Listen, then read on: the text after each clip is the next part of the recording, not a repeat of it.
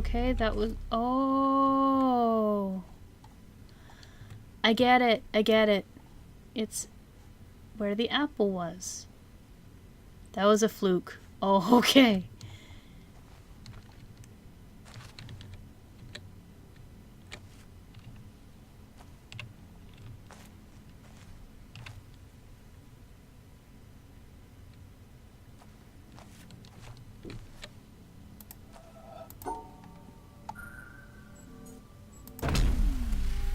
Ugh, I hate it when they shut down.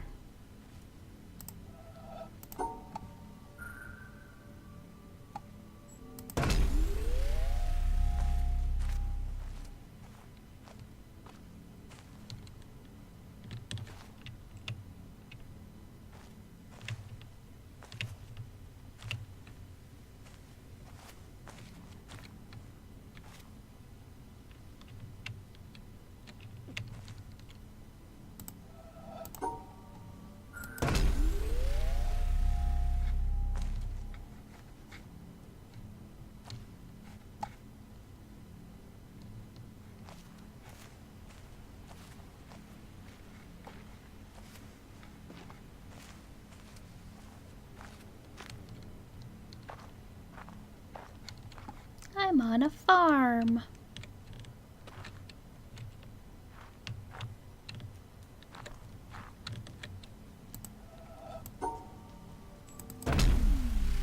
Ugh.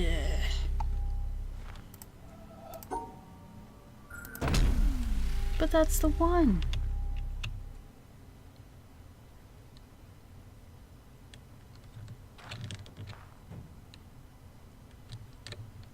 Unless I'm supposed to be looking at it from another angle.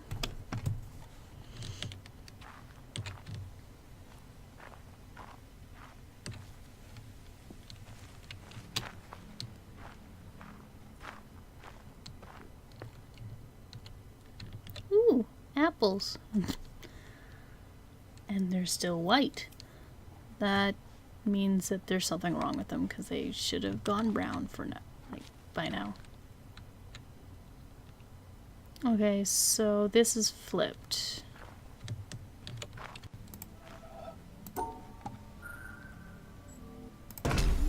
Yeah.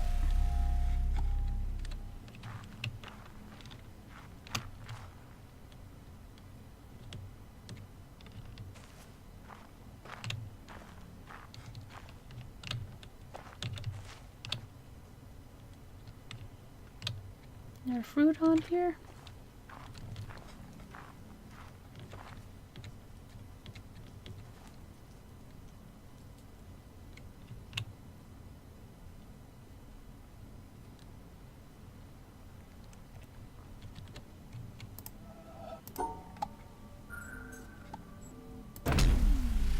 It was worth a shot.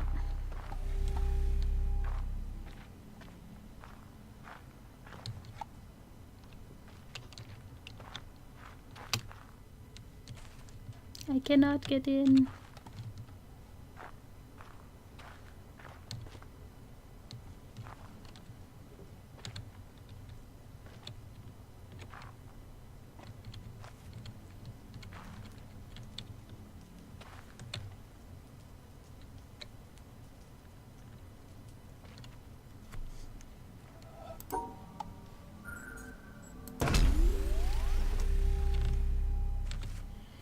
Okay, that one was where the light was.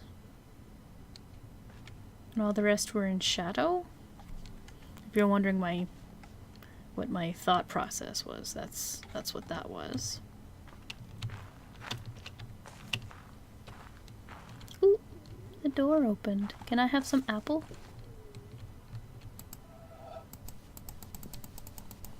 Can I have some apple?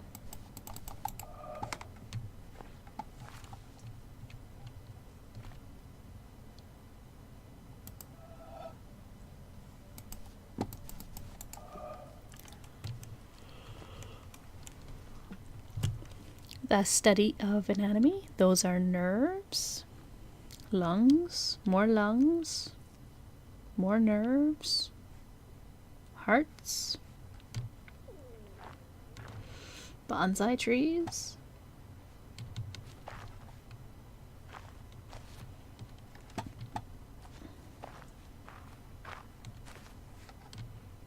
a recorder somewhere? There should be a recorder somewhere.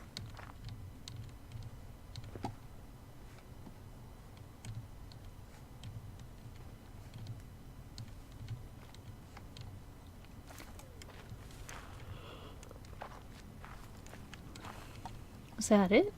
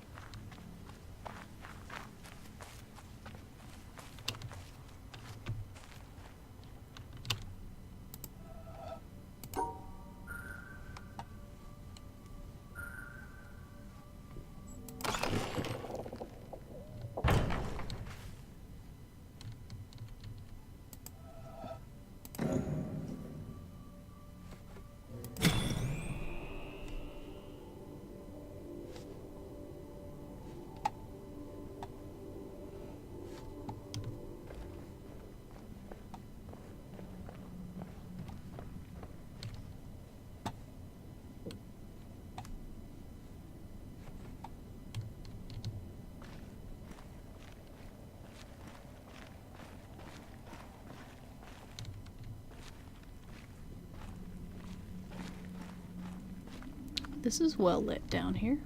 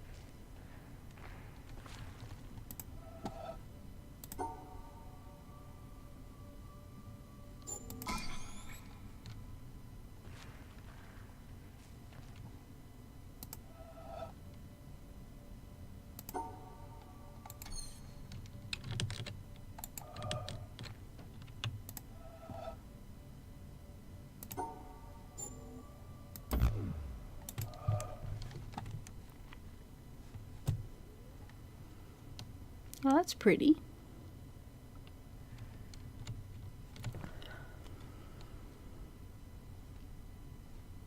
Amphitheater.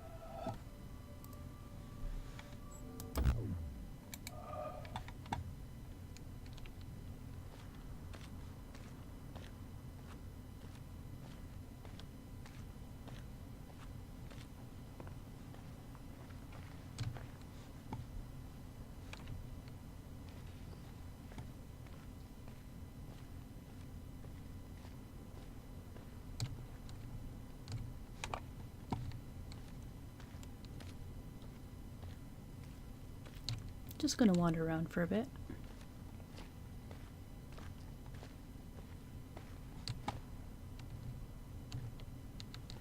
I probably shouldn't take too many breaks in between playing this, because I keep on forgetting what to do.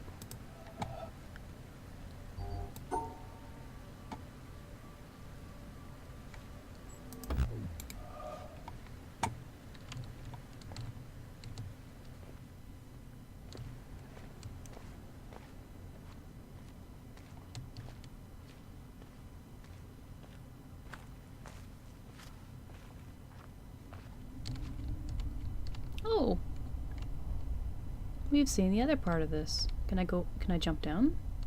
Nope.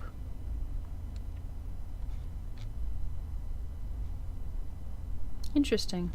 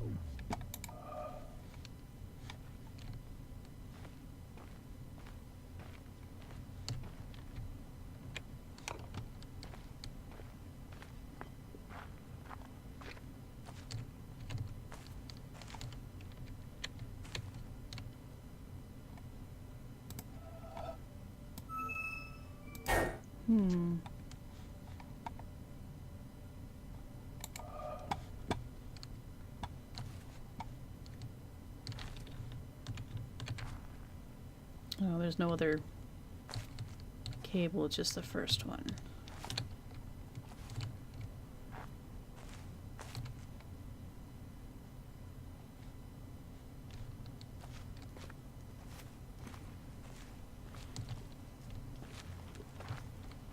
Okay.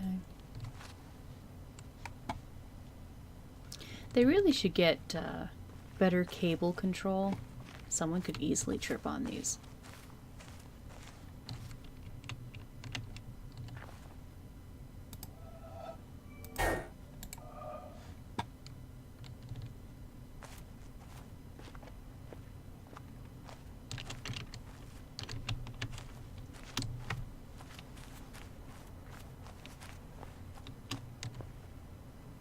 Not there.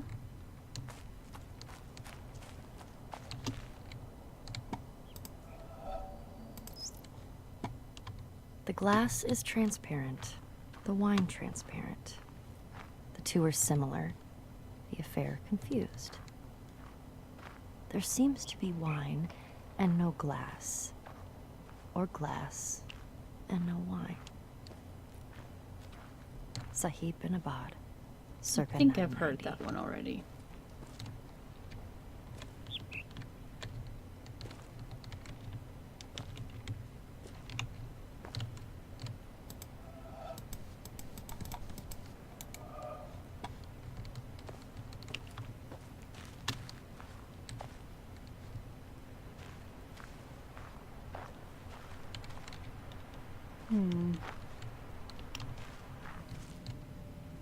I think this one has something to do with maybe that double puzzle. But I'm not quite following just yet.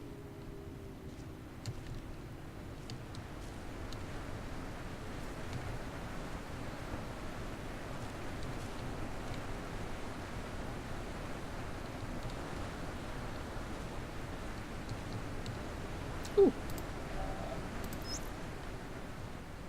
If we were not able or did not desire to look in any new direction, if we did not have a doubt or recognize ignorance, we would not get any new ideas.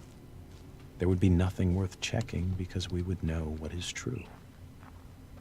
So what we call scientific knowledge today is a body of statements of varying degrees of certainty. Some of them are most unsure, some of them are nearly sure, but none is absolutely certain. Scientists are used to this. We know that it is consistent to be able to live and not know. Some people say, how can you live without knowing? I do not know what they mean. I always live without knowing. That is easy. How you get to know is what I want to know. This freedom to doubt is an important matter in the sciences, and I believe in other fields. It was born of a struggle. It was a struggle to be permitted to doubt, to be unsure. And I do not want us to forget the importance of the struggle, and by default, to let the thing fall away. I feel a responsibility as a scientist who knows the great value of a satisfactory philosophy of ignorance, and the progress made possible by such a philosophy. Progress which is the fruit of freedom of thought. I feel a responsibility to proclaim the value of this freedom and to teach that doubt is not to be feared, but that it is to be welcomed as the possibility of a new potential for human beings. If you know that you are not sure, you have a chance to improve the situation. I want to demand this freedom for future generations. Richard Feynman, 1963.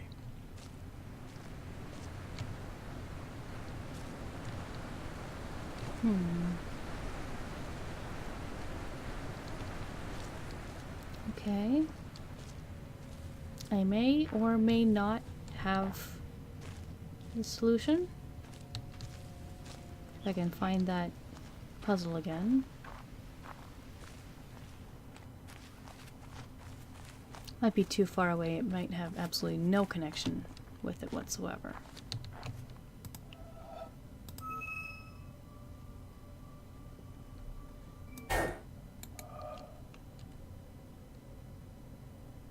That's where I came from, isn't it? The castle over there? Yes. Ooh. I'm up here now.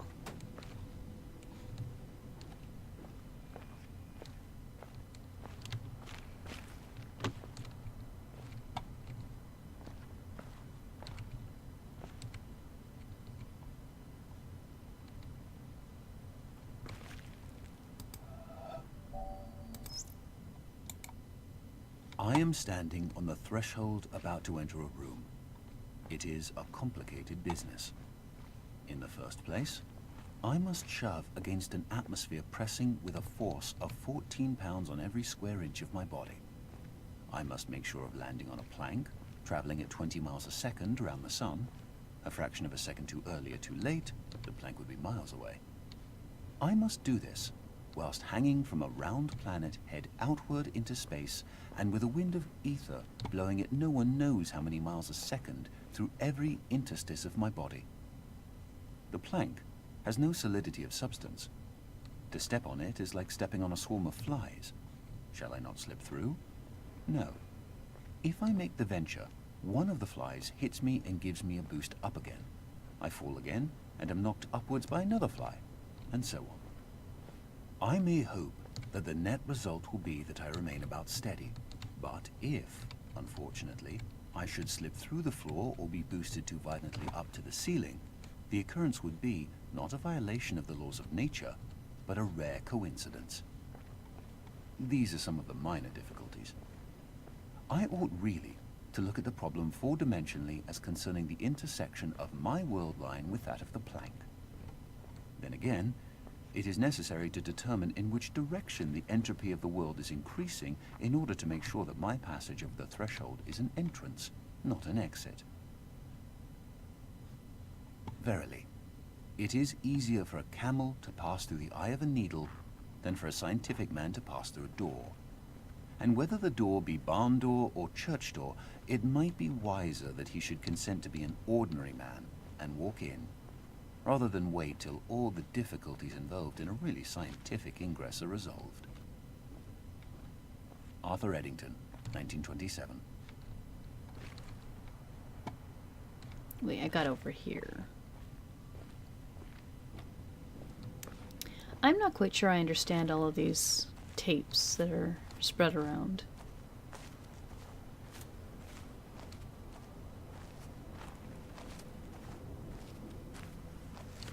And this I've already seen.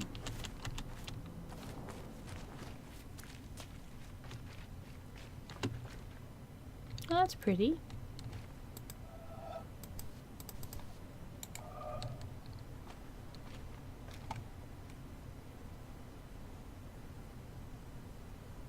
Oh, there's a whole bunch of them. Okay, so I've got 4 things going on.